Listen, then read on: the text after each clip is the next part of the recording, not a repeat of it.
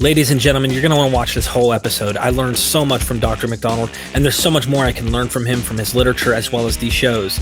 I ask you guys to consider becoming a patron for Myth Vision Podcast.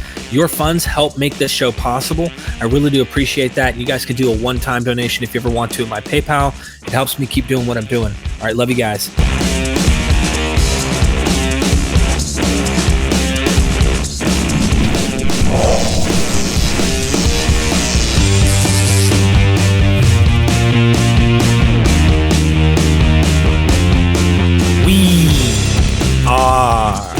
Myth Vision. Welcome back to Myth Vision Podcast. Your host, Derek Lambert. I have always looked at parallels between pagan stories and Jesus when I started being critical of the New Testament. And I remember looking at a lot of different videos, people talking about this stuff. Well, I came across a gentleman named Dennis R.MacDonald, Dr. McDonald, and he has a thesis that the Synoptic Gospels are using the Homeric epics as a literary source. So I said, wow. I remember watching Truth Surge on YouTube, and he goes into excavating the empty tomb. And then I found out that the Gospel of John is also using Euripides the Bacchae and mimicking, but really making Jesus better than Dionysus.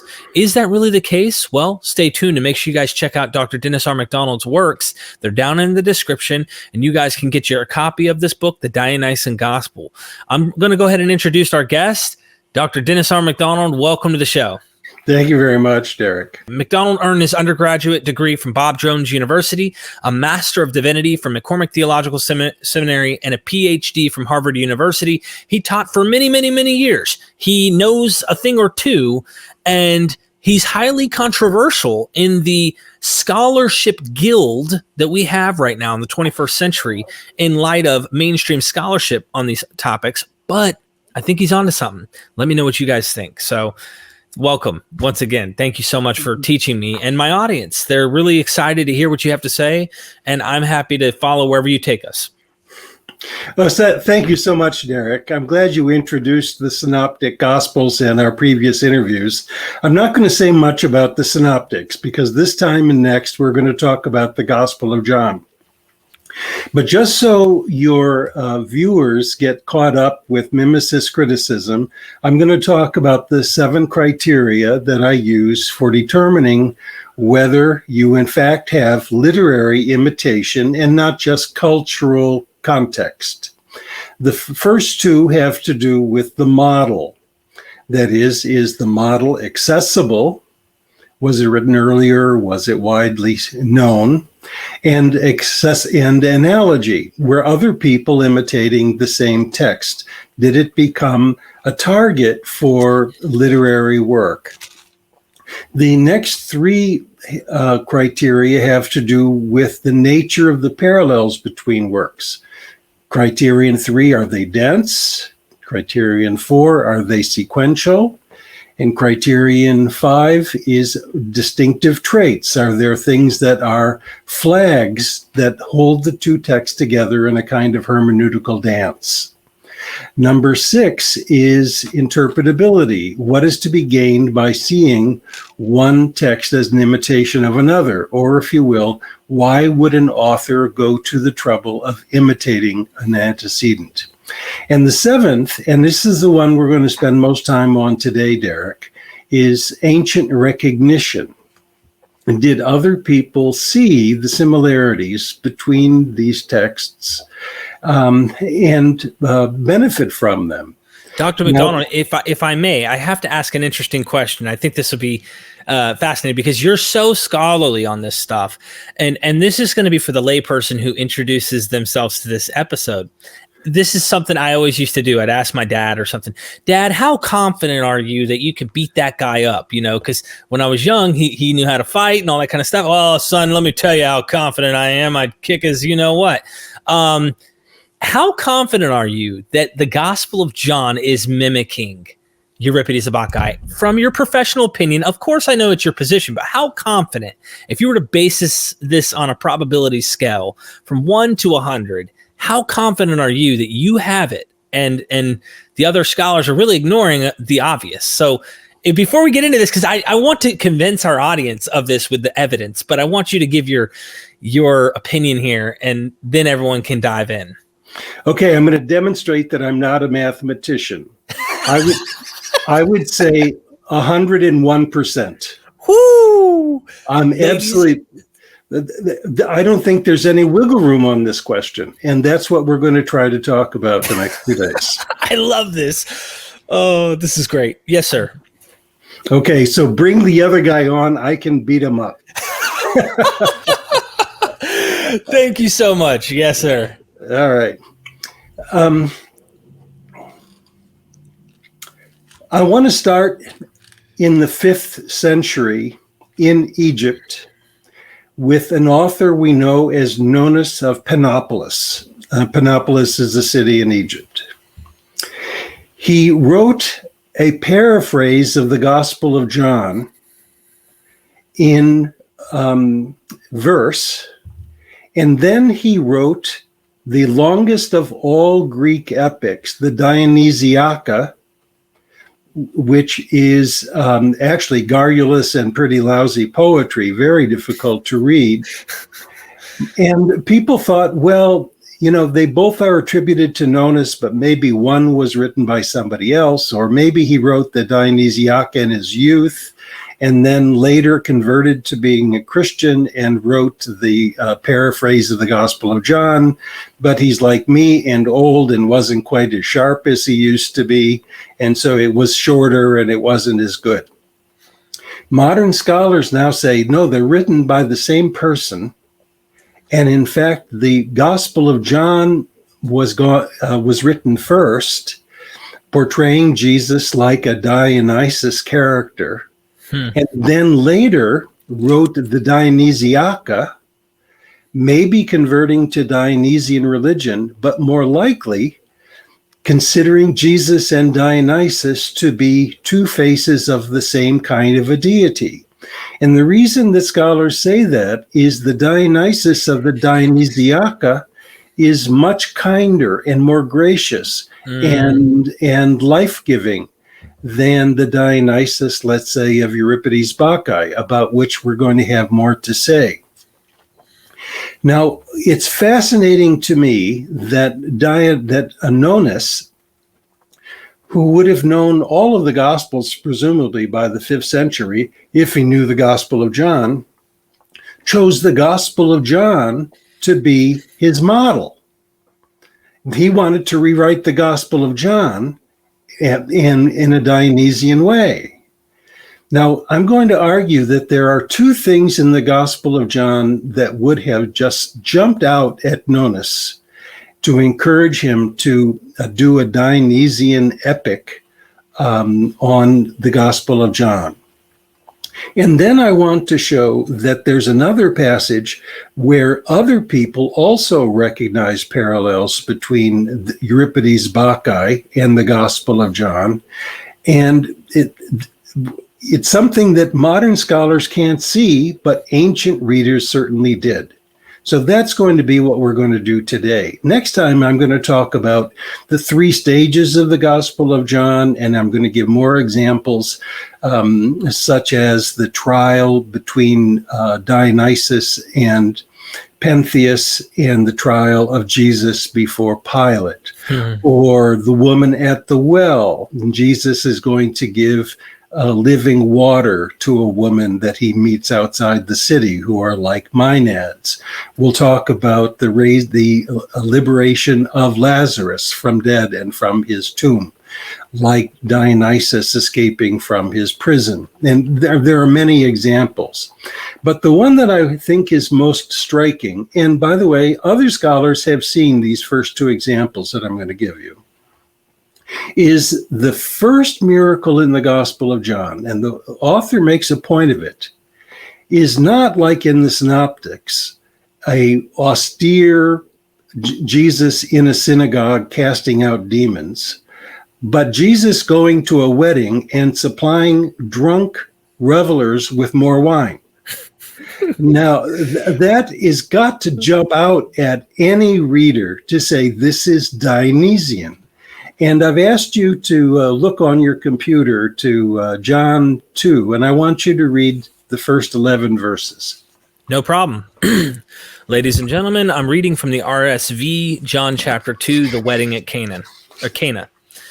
On the third day, there was a marriage at Cana in Galilee, and the mother of Jesus was there. Jesus also was invited to the marriage with his disciples. When the wine gave out, the mother of Jesus said to him, "They have no wine." And Jesus said to her, "O woman, what have you to do with me? My hour has not yet come." His mother said to the servants, "Do whatever he tells you."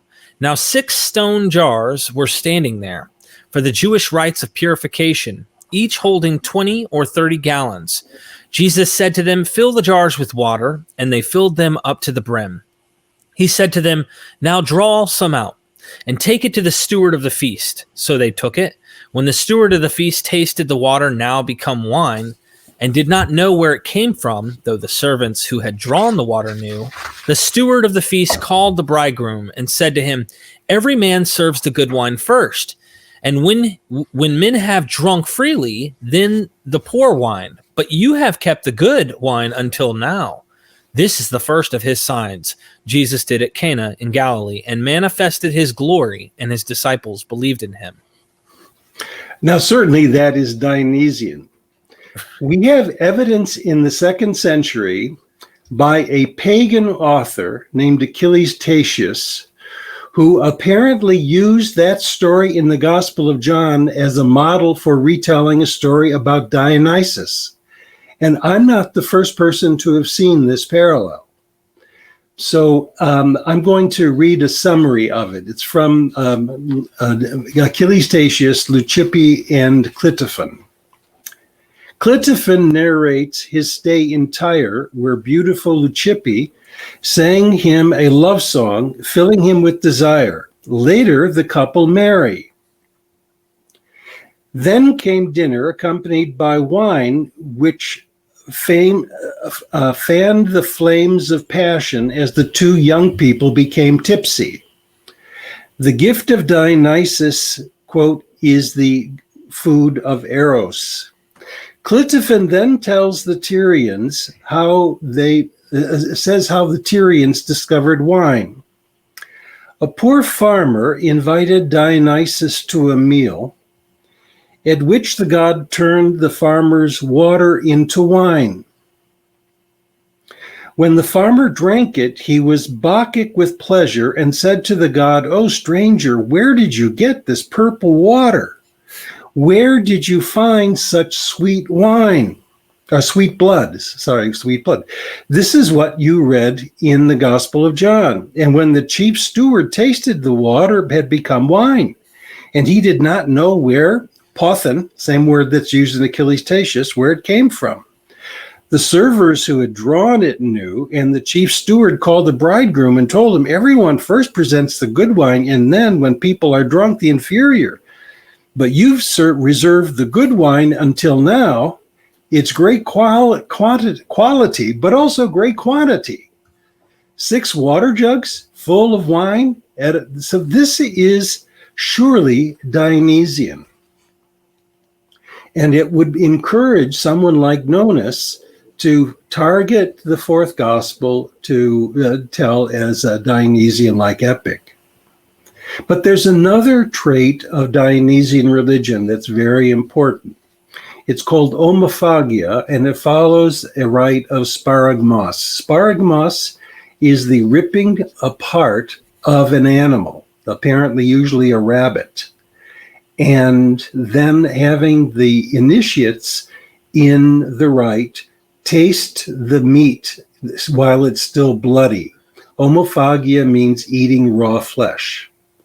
And the reason you have that rite is that Dionysus was apparently, according to the mythology, killed by Titans in the Titomachia, and was restored by Zeus to life. And so he's the dying and rising god of Greek mythology.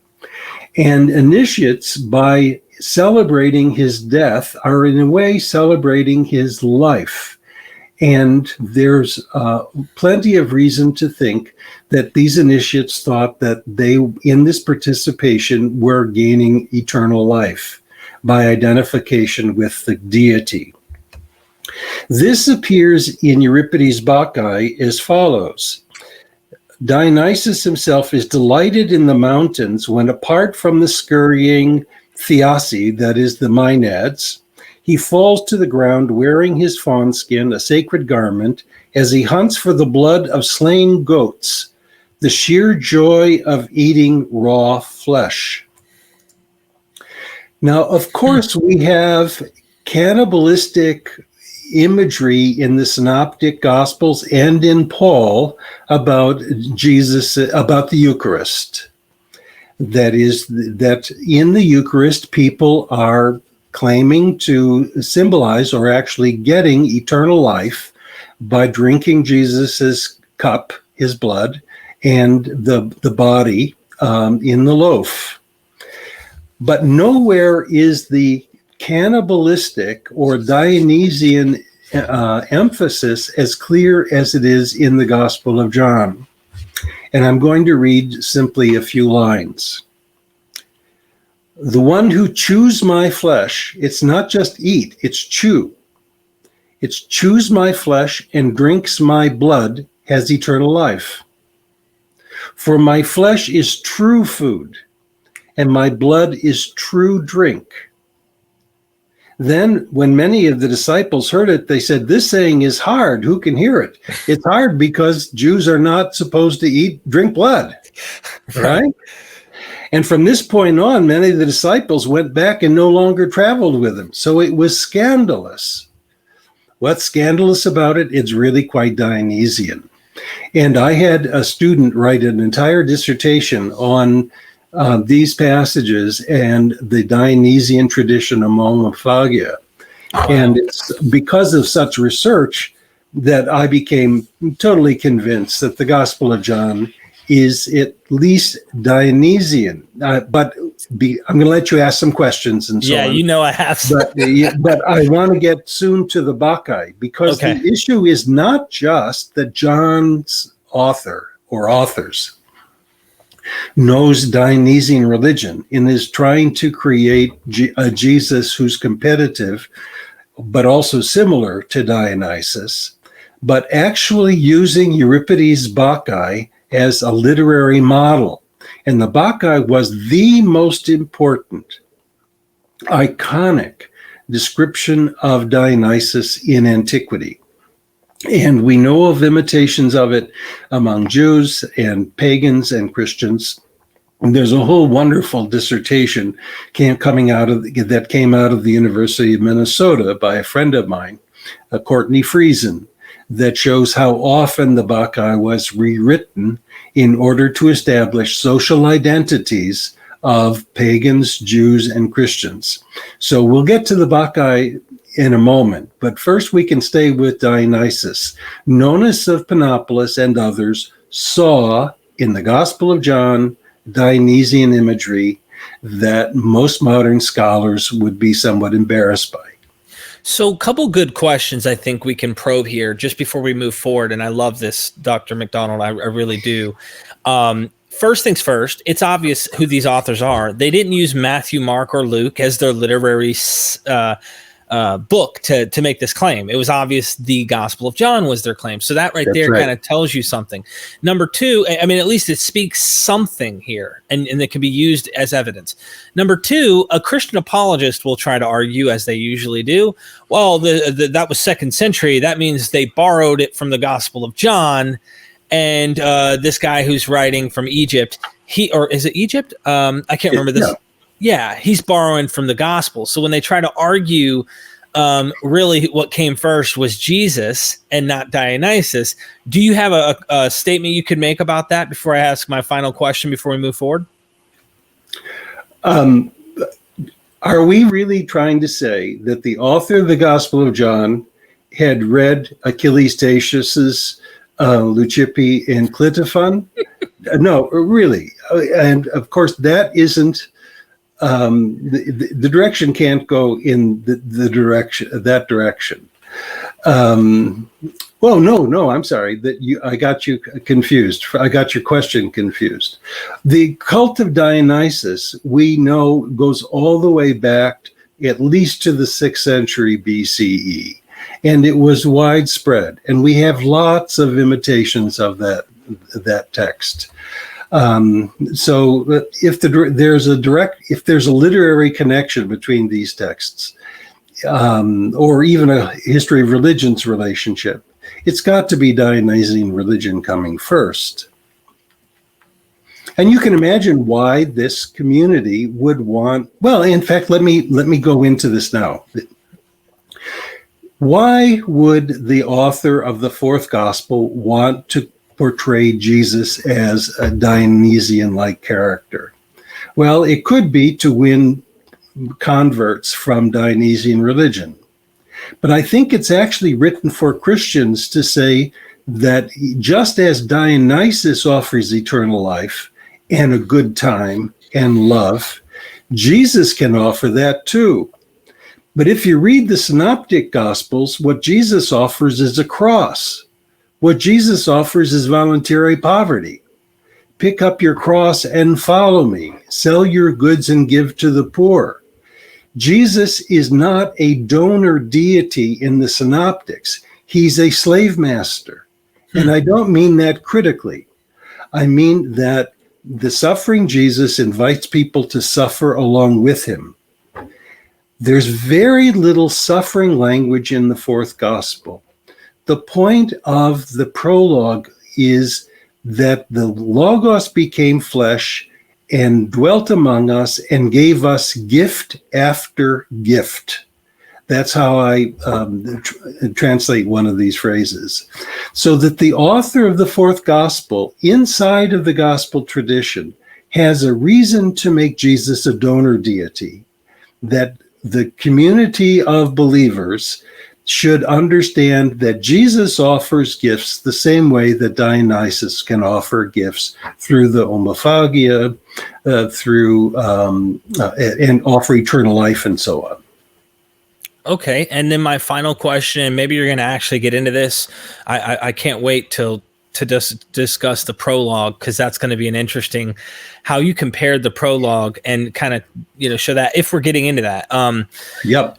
The social identity, one of the biggest things that really is like it sticks out like a giant sore thumb, is how the Gospel of John describes the Eucharist, if you will, what the church calls the Eucharist, or this place in John 6, I believe, where he talks about chew my flesh that you just read and drink my blood.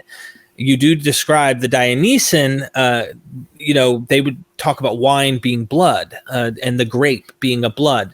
So my question is, how the heck could this gospel even be targeting Jews in any way? It sounds like a social identity situation where Matthew, go to the lost sheep of the house of Israel. But yeah, we're going to bring in the Gentiles, because it keeps like foretelling you, like, don't worry, the time's coming where the Gentiles are going to be the ones coming, and persecution really is coming from the Jews. So there could be potential anti-Semitic tendencies in Matthew, but it definitely is expanding beyond into the Gentile world. However, Jews would never participate, or at least Orthodox in some sense that were serious about the Torah, would ever hear John 6 and say, yeah, I'm cool with this church. Yeah, I'm going to keep coming back. I mean, it's obvious this is definitely at a time in the Christian church where they aren't strictly Jewish in their customs, it appears. Well, two pieces to add to that. As the Gospel of the Dionysian elements appear in the earliest version of the Gospel of John, and then there are two later recensions of it. The second one I call the anti-Jewish gospel. It's no longer, as in the Synoptics and in Q and in the Dionysian Gospel, that the problem is the Pharisees and the chief priests. Now it's the Jews themselves who are the children of the devil. And so it's a rejection of the Jews in the strongest terms. But even with the Dionysian Gospel, other scholars have noted that the author goes out of his way to describe the most rudimentary language and customs of Jews. So, for example, the word Christus is translated as the Messiah. Now, so that you'd have to, as if they needed a translation, or the word rabbi, meaning teacher. Now, what Jew wouldn't know that a rabbi is a teacher? Or frequently the festivals are called festivals of the Jews, or the customary burial practices by the Jews. And it's clear that I think the author has Jews in mind as part of the audience, but that is not exclusive. There are other things, there are other readers that seem to know very little about Judaism. And I would think that it could include devotees of Dionysus. By the way, one other issue. The fourth gospel probably comes from Western Asia Minor, and we know that Western Asia Minor had several cult sites related to Dionysus, including springs that apparently issued forth not only water but blood at certain times. So the context is Jewish to some extent, to be sure, but it also must have included Gentiles. Fun fact before we move forward, I just listened to Dr. Bart Ehrman yesterday on a live, actually on the same channel you were on with Dagger Squad, Garfield. And he mentioned a point of trying to figure out like what version of Judaism did this or that. And I thought it was interesting to hear Dr. Ehrman say that there were Josephus accounts 6,000 Pharisees, and scholarly consensus estimations of Jews in existence in the first century, approximately 6 million, but anywhere from 5 to 7 million. If 5 to 7 million Jews are on planet Earth and only 6,000 of them are Pharisaic, and that was the largest sect of Judaism, that tells you how many Hellenistic Jews are out there that are probably open-minded to the very things that you're discussing here today, or at least potentially not strictly closed off to those concepts. And so I just say that to say it's very likely you're right that the audience could be also including Hellenistic Jews. Not, of course, he's not aiming at Pharisees most likely. Sadducees and Pharisees, extremely religious Jews, they're not going to want this. But a Hellenized Jew might see this and go, you know what? Yeah, I know about Dionysus. Oh, I like this picture. This is cool. There's no telling, but that might be the case. Anyway. But let's go back to Western Asia Minor. How many Semitic-speaking Jews are there going to be in Ephesus and Smyrna and Western Asia Minor? They're almost all going to be Hellenistic Jews. And in this case, it's not just Jews. It's also Gentiles. So we should not be surprised that some 50 years after the destruction of Jerusalem in Western Asia Minor, people who have a religion that comes out of Judaism are reaching out to people of other religions. Thank you, Dr. McDonald. I appreciate it. So let's go now to the prologue that you mentioned. All right. I want to introduce it, though, by starting with the Bacchae of Euripides. And I just want to give a very quick thumbnail sketch of the narrative structure of the Bacchae, and we'll go from there and go to the opening monologue. Pretend that you're in a theater in Western Asia Minor, and you're there to see Euripides' Bacchae. The first character to step out on stage is disguised as a priest, but it's the god himself who's going to tell the audience why he came to his birthplace, Thebes, in order to punish it. It's because they denied that his mother Semele had sired him from Zeus. And that's why he took this form. He comes to Thebes from Lydia with the Lydian women who serve as the chorus of the tragedy. And his first act in getting to Thebes was to drive the women mad And of course, the god of wine is also a god of madness, right? Because of the effects of wine. Right. And the women go out into the wild to worship him. And while they're out there, he allows them to do marvelous feats, including sparagmos, the ripping up of wild animals. He supplies them water from rocks, like Moses does, but also he supplies them wine when they're out there in the wilderness. And King Pentheus, and by the way, his name means suffering one, King Pentheus thinks this is an outrage, and he wants to round up these maenads, these maddened women in the wilderness, and he also wants to punish this priest, that is Dionysus himself. So he rounds up some of the women, puts them in jail, and an earthquake frees them. And so then he sends his soldiers out to get Dionysus, and Dionysus comes and has an interrogation, and Pentheus says he's going to put him in prison for a bit, and then he's going to kill him. Well, there's another earthquake that happens, and Dionysus frees himself, but he doesn't flee. He talks to Pentheus, and he says, look, I'm not going anywhere, and if you want my advice, you ought not, as a mortal, kick against the goads, a mortal against a god. That line is quoted in the Acts of the Apostles, when Paul and Silas have a prison break because of an earthquake. That story surely is modeled after the Bacchae. Well, then Dionysus drives Pentheus crazy, and he encourages him to dress like a woman and to join him out in the wild to spy on these women that are out in the wild worshiping the deity in their orgies. And the word orgy is used in the Bacchae.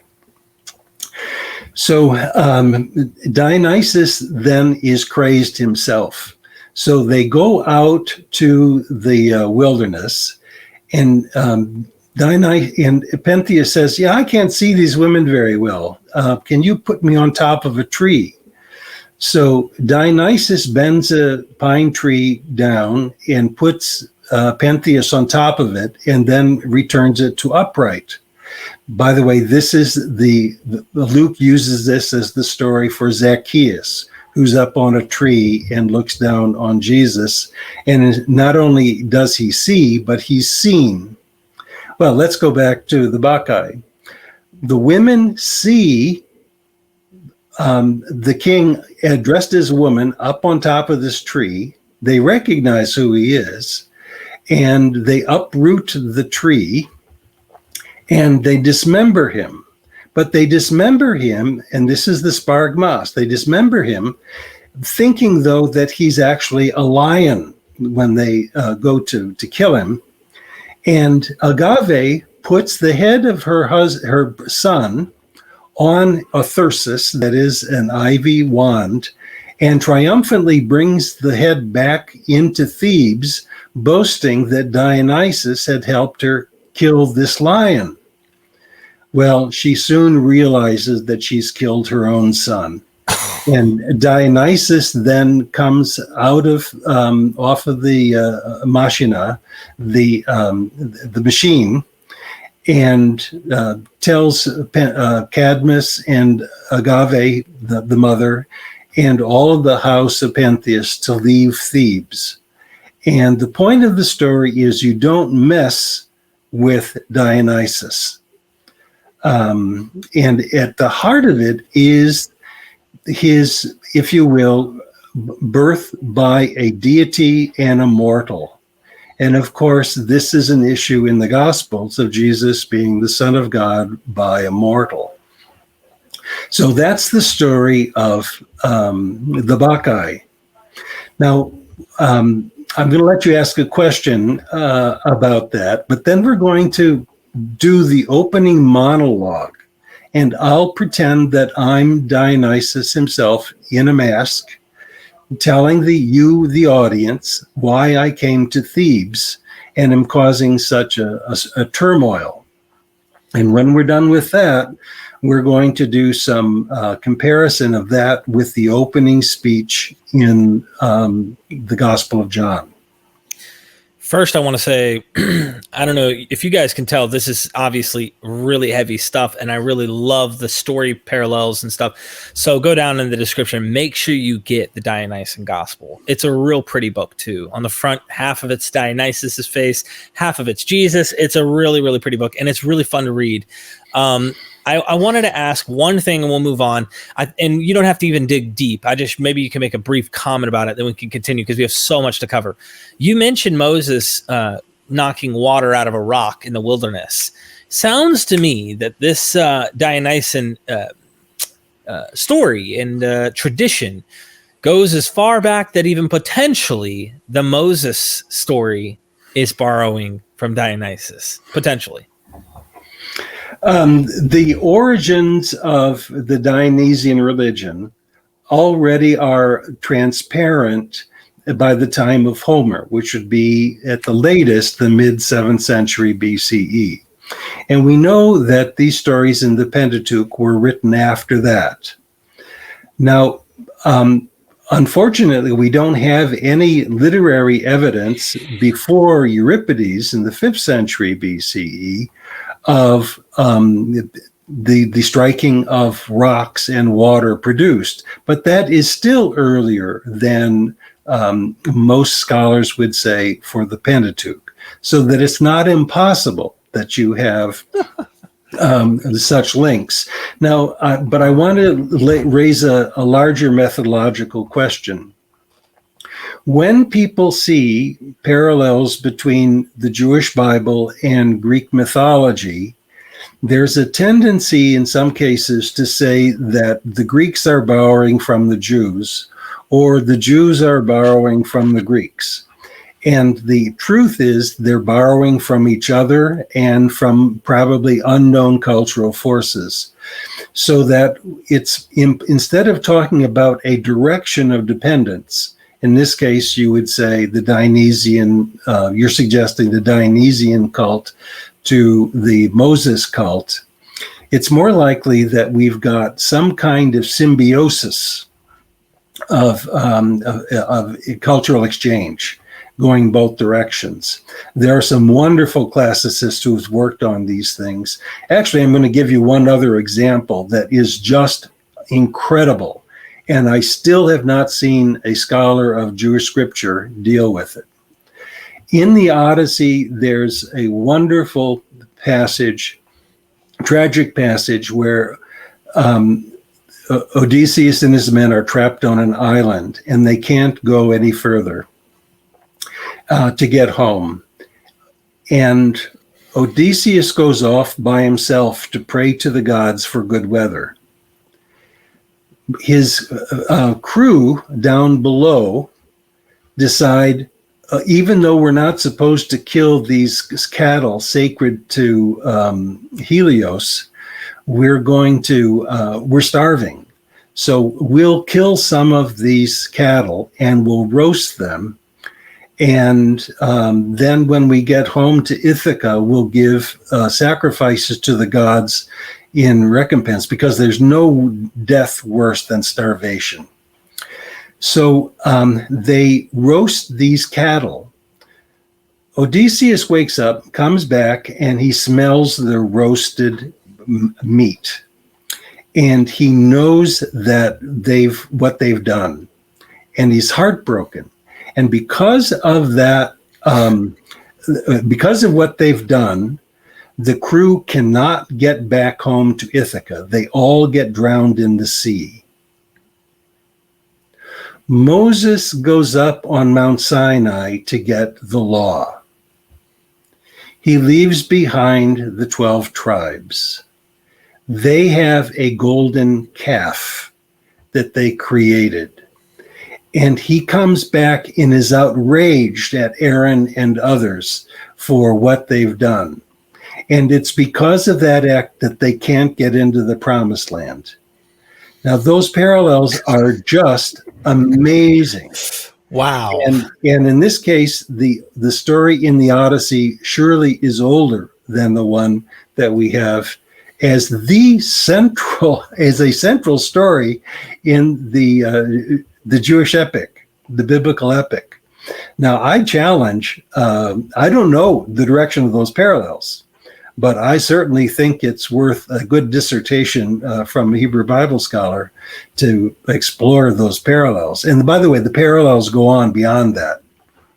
I've written it up myself just as a way of talking about potential literary influence, but those parallels are really quite striking. Very powerful, Dr. McDonald. Thank you so much. Yeah. Well, let's go back to the Bacchae. And I'm going to pretend that I'm Dionysus coming out on stage with a mask. And I'm going to tell you as the audience things that nobody inside the play except Dionysus himself knows. And this sets up dramatic irony that the audience knows things that nobody else knows. And so that then you have the unfolding of the story, and what Dionysus says in his opening monologue comes to pass. I, the child of Zeus, have come to the land of Thebes. Dionysus, whom Semele, daughter of Cadmus, once bore, induced to do so by a lightning bolt, having changed myself into human form from that of a god. I see the tomb of my lightning-struck mother, here near the homes and ruins of her halls, smoldering with Zeus's unquenchable flame of fire. Hera's hubris against my mother is undying. But I praise Cadmus, who established this plot untrodden, a sacred precinct for his daughter Semele. With clustering foliage of the grapevine, I myself have shrouded it. On leaving the gold-rich fields of the Lydians, the Phrygians, the sunlit plains of the Persians, Spectrian walled cities, and the dangerous lands of the Medes, arriving at prosperous Arabia and all of Asia that lies by the briny sea, that has cities with beautiful towers filled with a mixture of Greeks and barbarians together. I've now come to the land of the Greeks for the first time, after having made those regions dance and having established my rites, so that a god might be revealed to mortals. Of the cities of Greece, Thebes was the first one that I started to ululate, that is for women to mourn, having clothed the women in fawn skin and placed the thyrsus in their hands, my ivied spear. By the way, the thyrsus is a wand that has a pine cove at the top that probably is symbolic of a phallus. Since my mother's sisters, whom one might least expect, were saying that Dionysus was not born from Zeus, but that Semele had been seduced by some mortal man, and that she had attributed to Zeus her own sexual sin. Her pregnancy by Zeus being a sophistry by her father Cadmus. On account of this, they gloated publicly that Zeus killed her because she lied about the marriage. For this reason, I drove the women from their homes. They dwell in the mountains, frenzied in mind. I forced them to take the tokens of my revelry. All the Cadmean female seed, as many women as there were, I drove from their houses in madness. Mingling together with the daughters of Cadmus, they sit on rocks under the open sky and under green firs. Whether it wants to or not, this city must learn the truth, though now it is ignorant of my Bacchic rites. I will give a defense on behalf of my mother Semele by appearing to mortals as the god she bore to Zeus. That's the end of a major section. Next, Dionysus notifies the audience why he assumed the guise of a mortal. It's because the king of Thebes, Pentheus, God fights against me, bars me from libations. He never remembers me in his prayers. For this reason I will show him that I am a god, and all the Thebans too, and into some other land. Once I have set things right here, I will travel by foot and reveal myself. To this end, I have changed into this mortal appearance and transformed my shape into the form of a man. At the end of this speech, Dionysus addresses the chorus, the Lydian women, or Maenads, crazed women, whom he calls his Thesis, or band of female groupies. Quote, "You who have left Mount Tmolus, defender of Lydia, my Thesis, women whom from the barbarians I have brought here as my comrades in camp and march, take up the instrument native to the region of the Phrygians, the tambourine." So that's all I want to read from the opening monologue. It actually goes on, and I'm actually not happy that it had to be so long for your viewers, because it's hard to absorb such a long piece of text. But we're going to revisit it when we look at the Johannine prologue. And I think it'll make more sense to have gone through that monologue before going through the parallels. So, Derek, you have the parallels in front of you, it looks like. Yes. And you can see some text boxes that we're going to get to right now. And as we've done in the past, I'll read the left-hand box and you read the right-hand box. Sounds good. Okay, so I'll be reading from the opening monologue of Dionysus, which we've already seen, and you're going to read from the beginning of the Gospel of John.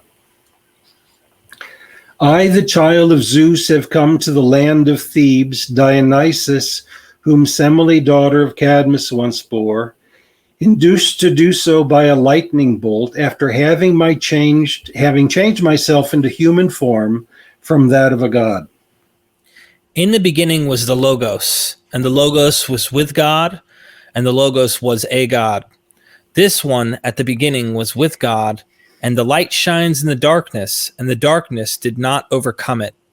The Logos became flesh, in verse 14. Both works then single out a particularly exemplary mortal. I praise Cadmus, who established this plot untrodden, a sacred precinct for his mother.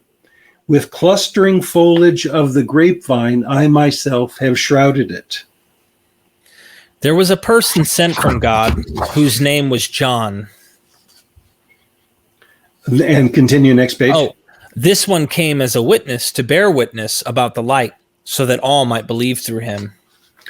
Both works then reveal to the audience or readers that the divinity was rejected by his own people.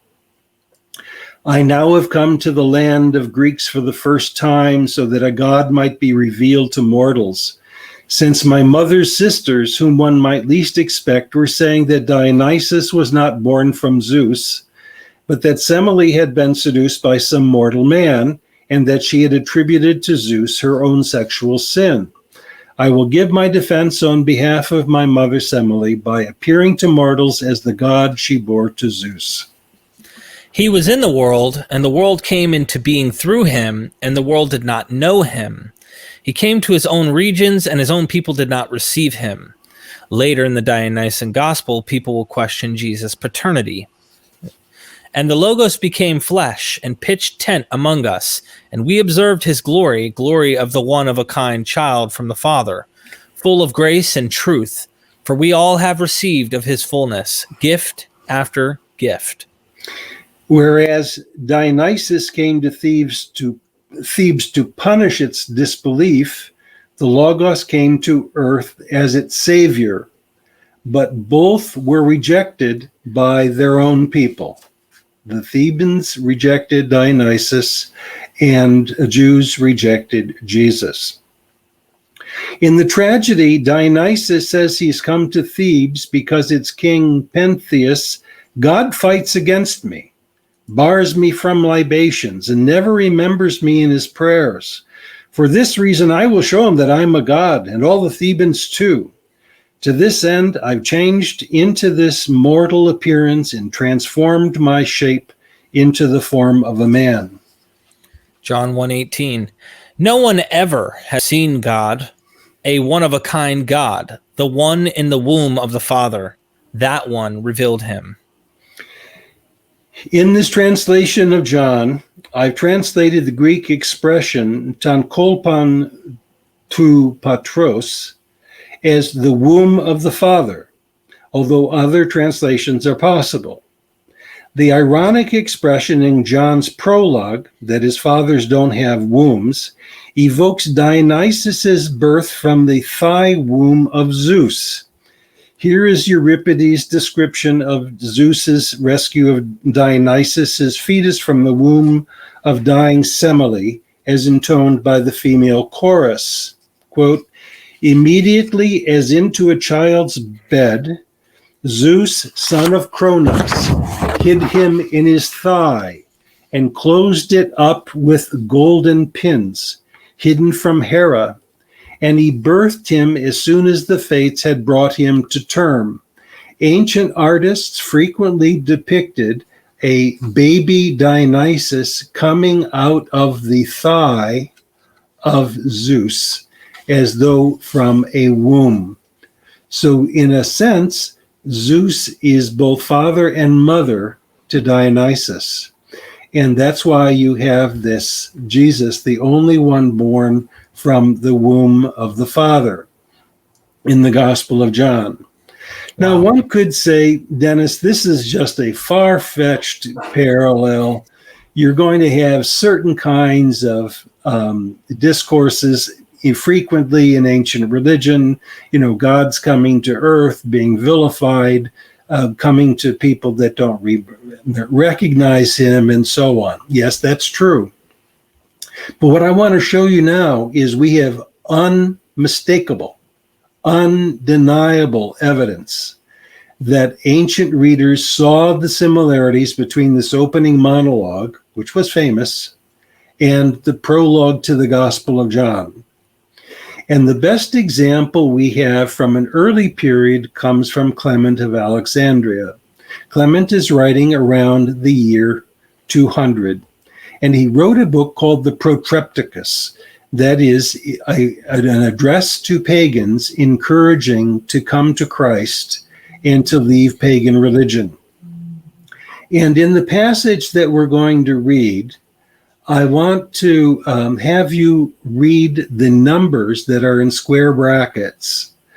And those numbers indicate the line in the Bacchae where you have a corresponding element. So here, Christ is directly addressing Dionysus.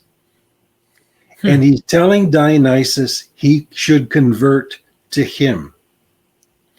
The first word in this paragraph is iki, that is come. That is the first word in the Bacchae. So it'll be like this. Come, forget about iki, come, and then you're going to say one. Okay. Right? And so that's the first line of the Bacchae. Come. One. O madman, not propped up by a thyrsus. 25. Not wreathed with ivy. 25. Throw off your headband. Throw off your fawn skin. 24. Get sober. I will show you the Logos and the mysteries of the Logos, and I will describe them with your own imagery. The mountain 33. is beloved of God and is not subject to tragedies like Kithaeron, a mountain prominent in the Bacchae, but exalted by dramas of truth, a sober mountain, and shaded by chaste woods. 38. Reveling here are no Maenads, 52. daughters of thunder-stricken Semele, 6. initiates in the disgusting distribution of raw flesh. 139. Instead, they are the daughters of God, the beautiful lambs who utter the solemn orgies 34. of the Logos and gather together a sober chorus.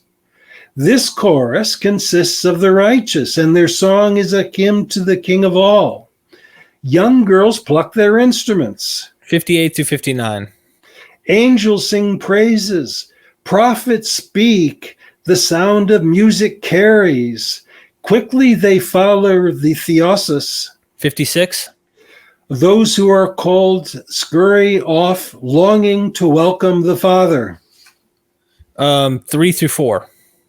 Isn't that astonishing? That's a lot, yeah. And here Christ is directly addressing Dionysus using images from Euripides' Bacchae. Clement has the opening passage of the Bacchae in front of him and sees the similarities to the to the Logos and the opening speech in the Gospel of John. If we ever needed a smoking gun for somebody early on recognizing parallels between John and the Bacchae, this has got to be it. Wow. This is so interesting. Dr. McDonald, you know, there's a study done by some of the scholars who want to talk about, for example, Paul within Judaism. And I'm not trying to shift topics because it's actually kind of, it could potentially be in this vein. And a lot of them suggest that Paul, when he's talking about these archons and these demons or these really daemons, which are not just demons or spirits, but they're like lowercase gods. He feels like he's competing with other gods, and that the God of Israel, or his God, is potentially, and his Christ is going to defeat these other gods. I wonder, and I'm just speculating here, I wonder if one of the competitive deities that the cults that Paul's bumping into are Dionysian. And I just speculate. I mean, obviously the Johannine tradition is clearly literarily showing a mimetic connection, but I wonder if Paul, being the basis for many of these gospels that get developed, is already bumping into these sects, and he's not only promising salvation and that don't worry, my God's going to protect you from your gods as you convert, but also your God's going to convert. In the end, every knee shall bow, including your deity. So I wonder if that's something that goes into the vein of what you're suggesting here. I wouldn't be at all surprised. The problem is that we don't have the same kind of evidence that we have in these cases. So the fact that Paul is himself heavily involved in mission in Western Asia Minor means that he's going to be traveling in the same circles as the author of the fourth gospel. And again, Paul is concerned with offerings of eternal life. The central act of the Christian memory is going to be the Eucharist. And so I wouldn't be surprised that and by the way, you also have maddened women in Corinth that some have identified as being similar to Maenads. So I wouldn't be surprised. Thank you. Now I want to give one more example, and this one is transparent. Unfortunately, it's a millennium after Clement of Alexandria, but it shows that in the history of scholarship, people saw similarities between the fourth gospel and Euripides' Bacchae, and visually had access to the Bacchae and to the Gospel of John in rewriting the story about Jesus. This is a document that's called in Latin the Christus Patiens, or we would say the suffering Christ. And I'm going to read the very opening of it to you, and then I'm going to read an extended passage. And I'm assuming at some point maybe your viewers will see this on screen so that they can follow along with us. But here's how the poem begins. Since you have listened to poems with a pious ear, and seek to hear now pious things, but in a poet's way, Give heed, for now, as would Euripides, I shall tell of a passion that redeemed the world. Here you will find the mysteries, think Dionysian mysteries, fully told. For they come from the mouth of a maid and a virgin mother, and the initiate beloved of his teacher, that is, the beloved disciple, the disciple in the Gospel of John. And these are my drama's roles. The ever-holy mother, that is, the Theotokos, Mary, the chaste initiate, that is, John the Evangelist, and the attendant maidens of the mother of the Lord, that is, Maenads. So now Christus Patiens is going to tell you, he's telling you he's writing a poem based on the Bacchae, Euripides and the Maenads and so on. It's astonishing. Now, I'm going to read not the beginning of the Christus Patiens, which we've just done, but a long passage near the end of it. Now, once the text is put up on the screen, your viewers will see that each line is introduced with evoking a line from the Bacchae, almost all of it from the opening monologue. And the context is this: Mary has learned that her son, Jesus, is dead. And whereas the Gospels are silent about Mary's mourning, Byzantine poetry and prose filled in her lamentations by using the laments of ancient women. Most of the time, it's the laments of Hecuba or Andromache and Helen for the death of Hector. But in this case, Mary is mourning Jesus more like Agave would have in the Bacchae, and is using the introductory monologue to retell the story of why Jesus was important. And the echoes of the prologue in the Gospel of John are going to be transparent, talking about the Logos, or taking flesh, or having a disputed paternity. This is really quite remarkable. And my guess is that none of your viewers has ever considered this as a part of the interpretive tradition of the Gospel of John. So she's addressing the corpse of her dead son, Jesus. Although you remained God, you joined the nature of man to your own form. This is Bacchae 52 and 54. You joined the nature of mortals to the form of God. Again, the Bacchae. I gave you birth, but still was a pure virgin. Having come from God, you took human form. But your mother's kindred, whom you might least expect, that is, Jews, since you performed many amazing feats for them, these people were saying that you were not a Savior born from God, but that I had been seduced by a mortal man, bore you out of wedlock, lied about the marriage, and foisted my sexual sins onto God. And now they have lawlessly sped to kill you out of jealousy and by a stratagem of the enemy through those murderers. You will make your friends dance and establish your mysteries so that you might be revealed to mortals, as it is revealed to all in heaven. And into some other land, once you have revealed yourself here, you will lift up your might. Whether it wants to or not, this city must learn the truth. Though now it is ignorant of your mysteries, so also in every other habitation of earthborn people that God fights against you, bars you from libations, and never remembers you in prayers. Those are all lines from the Bacchae. For this reason, reveal to them that you are God, and reveal yourself everywhere. And if you want in wrath to expel the race of the Jews from this land with arms, for I see the punishment of your life-producing fate, fire near their houses and ruins of their mansions already burning, an unquenchable flame of fire, the immortal city of God punished for its hubris.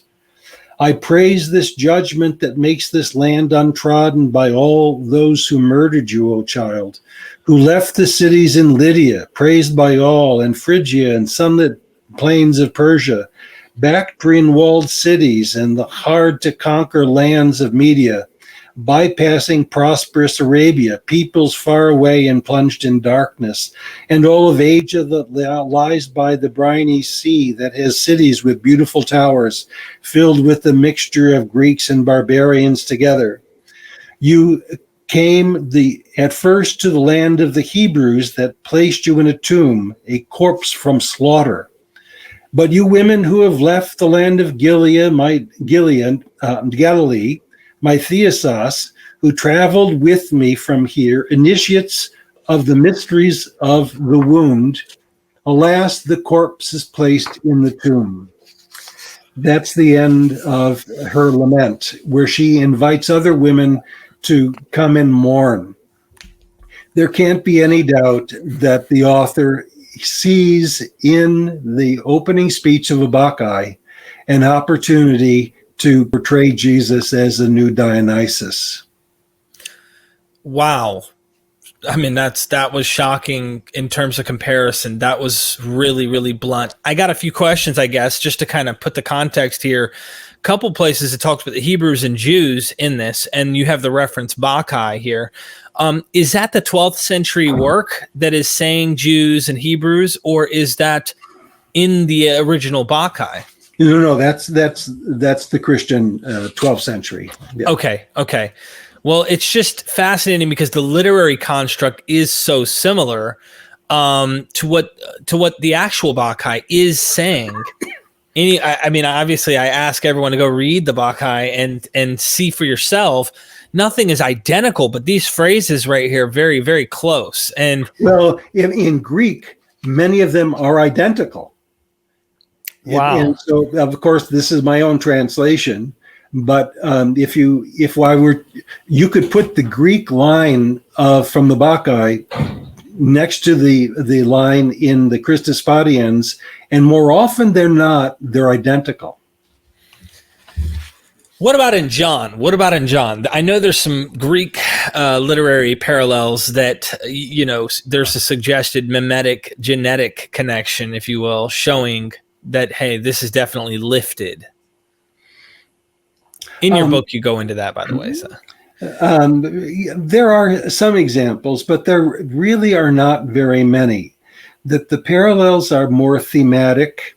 They have to do with characterization and similar episodes.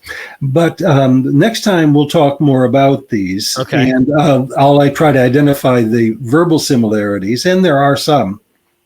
Okay. But for example, when Jesus goes to the city of the Samaritans, it's a woman outside the city that wants to talk religion, and Jesus offers her water out in the wilderness, but this is living water. I mean, the parallels really go on and on. It's quite remarkable. On all the men that she's married, I mean, you got to imagine she's wilding out, isn't she? She's definitely having too much fun. She sounds like a Maenad. So I got a question then, because something you brought up earlier I thought was very interesting was that Mary, or the accusation of Jesus's mother, is brought up in John. Is that brought up in the other Gospels? And it's obviously brought up here. What is the accusation going on here? And we could obviously go into this in more depth, some of these parallels that I think we could zoom into. I just think that's quite interesting that everyone's mocking Jesus's paternal, situation. Like, dude, you're just a guy. born over here. You're not anything important. And I think it's fascinating looking at that, how people like Celsus in the 2nd century are trying to say, well, this Jesus was born of a Roman soldier who went and slept with Mary. And, what was the name of his claim that his father was Panthera or something? Panthera, yeah. Yeah. So does that play any role into this fiction? And is Celsus taking things out of context to argue a polemic against Jesus? What's going on in the gospel there? Well, Paul and the author of the Gospel of Mark and the author of Q, as far as we can tell, had no notion of a divine paternity for Jesus that involved any kind of insemination. In Matthew and Luke, we get the first rumblings that this would be an embarrassment for Mary before she was married to have become pregnant. Then it becomes a really big issue in the so-called Proto-Gospel of James.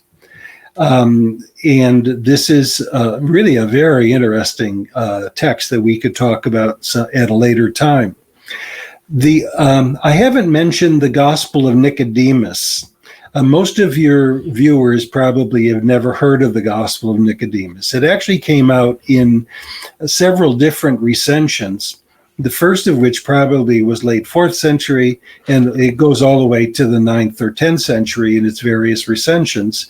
And it was very popular in Europe, sometimes used in Holy Week. And so there's some reason to think that it incited violence against Jews during Holy Week because it blames Jews for the death of Jesus.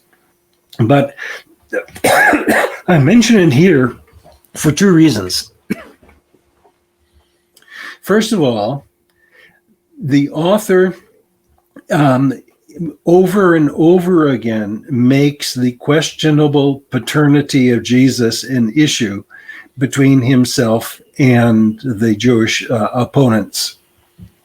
But even more important is that the earliest version of the Gospel of Nicodemus, and of course Nicodemus only appears in the 4th Gospel, so that tells you something about the 4th Gospel's influence on this text.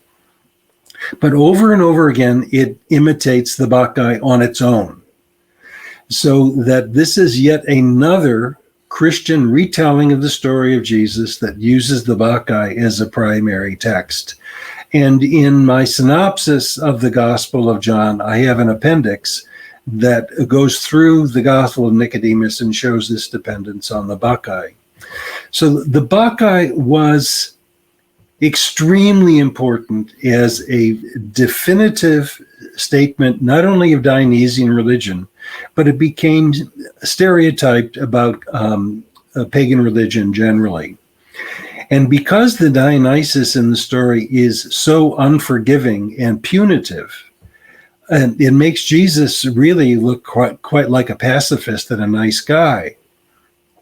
I want to emphasize, though, one more time, that the reason that the 4th Gospel is so interested in portraying Jesus as a Dionysus character is not to win over converts.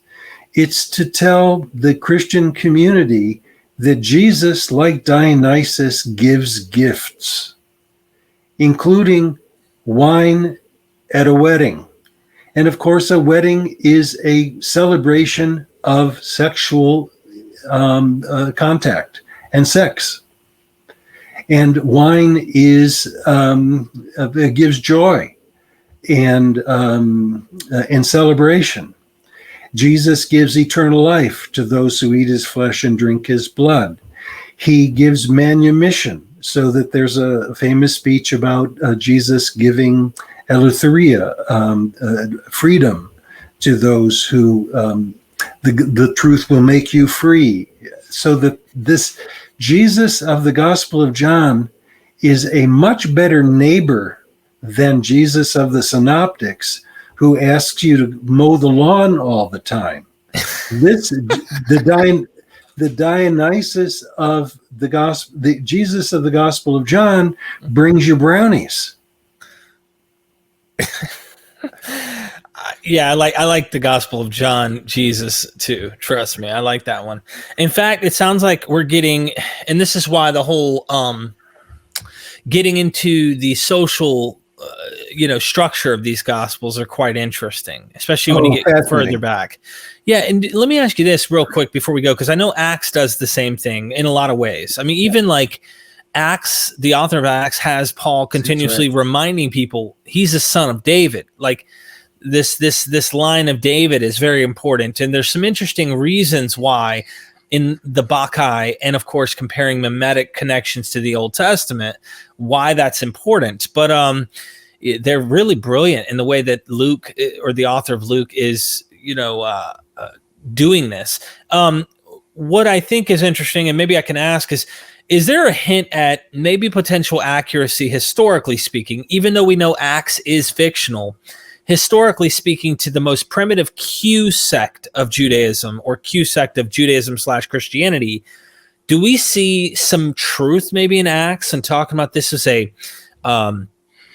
was a communistic community that, was very poor, and everyone owned, there was no belongings to an individual, but to a collective community. That evidence that we see in Acts, does that point to a Q community of Christianity? Do you think there's accuracy there? No, I don't. But let me tell you why it's a good question. Luke inherits from the Q document a great deal of material that's concerned about the poor. Blessed are you poor, for yours is the kingdom of heaven, and the Beatitudes and so on. And Luke has his own agenda about the poor and the distribution of wealth, and he's coming from an elitist. He's telling other elitist people with means that they should give money to the poor, in the same way that the Roman Empire gives out doles to the poor and others as a part of its social outreach programs, if you want to say it that way.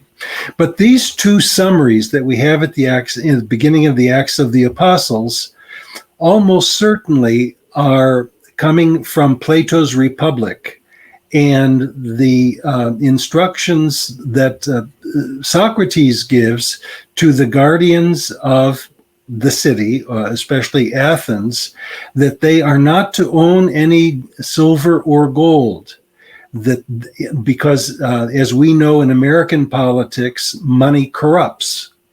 So if they don't have anything to gain financially from their decisions, they'll be more just in terms of the laws that are needed for Athens. One of my students wrote a wonderful dissertation on imitations of those passages in Plato's Republic that talk about not having any need. And in that case, you actually have overlapping vocabulary and so on. So he's more interested in showing that in terms of Plato's and Socrates's ideal community, the early church was an example of it. And that the Roman Empire could take a lesson in how to care for its poor if it similarly took care of people so that no one was in need. Okay. I guess last statement question, and you don't even have to really dig deep on answering this. There's a wonderful book that I started recently, and it really reminded me of you and your work because he was influenced by you. This gentleman was actually on Joe Rogan's podcast a month and a half ago. And I think it's amazing that people are taking your works. It may not be the Guild. The Guild is so hesitant to follow you, but I'm so thankful for guys like this. Even if you don't, let's just say, I don't think you've read his work yet. I would love to hear your view on it at some point, but I'm so inspired by people who take what you're writing and try to see and stretch and see, hey, is there something here? And the name of it is The Immortality Key by Brian C. Murarescu. I try to pronounce that correct. Murarescu is pretty much how it looks in English. And in the the beginning of it, Graham Hancock makes a statement about how he's an atheist, but he has taken trips to South America and he's tried these ayahuasca ceremonies and things. And he just said, it expanded my consciousness as an atheist who doesn't believe in any gods. It did make me see that there's something maybe more to just reality, and just amazing things. It kind of sounded very optimistic. And this man, Brian, has been influenced by your works in many ways to try and see if there was an agape feast. In the 2nd century church father equates that agape feast with the Eucharist. And that this Ephesus feast that sometimes included orgies, coming from things like Dionysian cult and things like that, where they would have these orgies. There may be some overlap between the early pagan Christian feast of the Eucharist and this agape feast. And I think there may be some literary connections, but I just wanted to know, have you read or heard of this work in any length? And if not, then there's really not too much to comment on, other than maybe I would love to have a show one day where you and Brian can maybe hang out. But first, of course, you'd have to get acquainted with his work. But I think that would be an excellent show. And I know a ton of people would want to tune into that kind of show. But have you heard of it? Yes, I have, because he actually contacted me and we've exchanged emails. And he offered to send me a copy of his book, and he hasn't done so yet. So I hope he's listening and can send me that copy of the book. And I think it looks to me like it's very well researched and carefully drawn.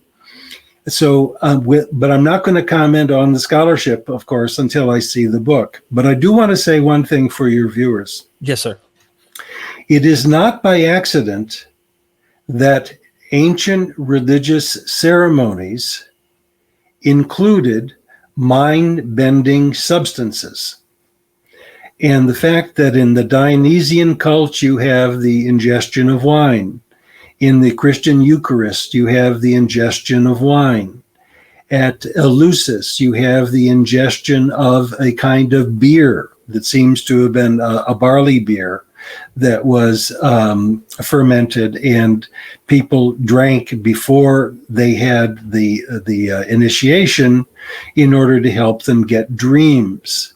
You have wine as a part of Jewish festivities. And you have in Native American peyote cults. And around the world, you have mind-bending drugs. You have it in the Odyssey also, by the way. You have mind-bending drugs that are used for religious purposes. So it's ironic, I think, that in some forms of modern Christianity, there's this aversion to any kind of substance that would be mind-bending. Now, I'm not a fan of mind-bending drugs or overuse of alcohol or things like that. But I think we would be naive to think that ancient religion was purged of such mind-bending or expanding drugs. And I don't know that I would be in a position to say that they couldn't be beneficial. Yeah, no. I'm with you. Yeah, they could be beneficial or they wouldn't be sustained, I don't think. I'm with you 100%, and some people just don't know how to act like me, which is why I just don't do it. I've had my fair share, but I can respect people who do, and they know how to wake up in the morning and they do their normal work, and it's like a once in a while way of enjoying oneself. But in the ancient world, it was deeper than just an enjoyment. I think the religious / pleasure was kind of a combined thing, whereas today people can just go wild and not actually connect these ceremonial practices with their typical daily drinking or whatever it might be. So, I'm with you. I think that's a whole different discussion even, but I'm going to try. I want to say one more thing. Yeah. The first time I got drunk was at a Jewish Seder with too much Mogen David red wine. So this is now I don't make a habit of that problem, and I know you've had your issues with it, but we all ought to learn that in some religious festivities, including weddings, wine is a part of the joy of life. Look, I have some wonderful memories. Okay. I'm with you 100%. I have had some wonderful memories. I just did not have any moderation, and I just could not continue doing it. It was harming me more than it was helping me. And my hat literally off to everyone who knows how to enjoy these festivities and to enjoy life to its max potential. I encourage people to enjoy these things. I just say, for those of you who self-destruct like me, who don't know how to act, and you realize this is actually killing me, give me a ring if you want help with those things. But as far as I'm concerned, there are some wonderful things to explore in that. And I'd like to contact Brian Merarescu and see if I can't hook you and him up, Dr. McDonald. Would you be interested in something like that? Oh, yeah, that'd be fun. Yeah. Awesome. Well, Dr. McDonald, thank you for joining me today and teaching us. This is the first part to a second part or two-part series. I believe we're going to make it 2 parts. We might, you never know, have a third little squeeze of the grape juice, if you will, or the blood, if you will, out of this thing. But for sure, we have a second part coming, and I really do appreciate it. Ladies and gentlemen, go down in the description. Get the Dionysian Gospel. You literally have to, if you want eternal life, okay, you must eat of his book and drink of his words out of the pages of that book in order to achieve eternal life. You'll never die if you do such a thing.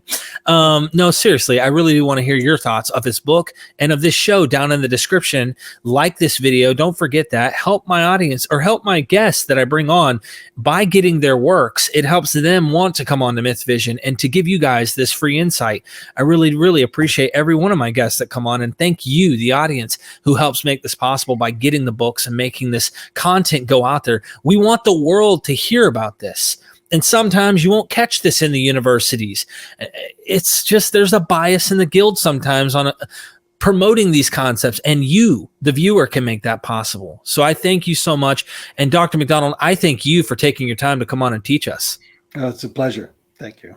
Yes, sir. And for those of you who want to be initiated into the mysteries of Myth Vision, if you don't know the secret incantation, here it is.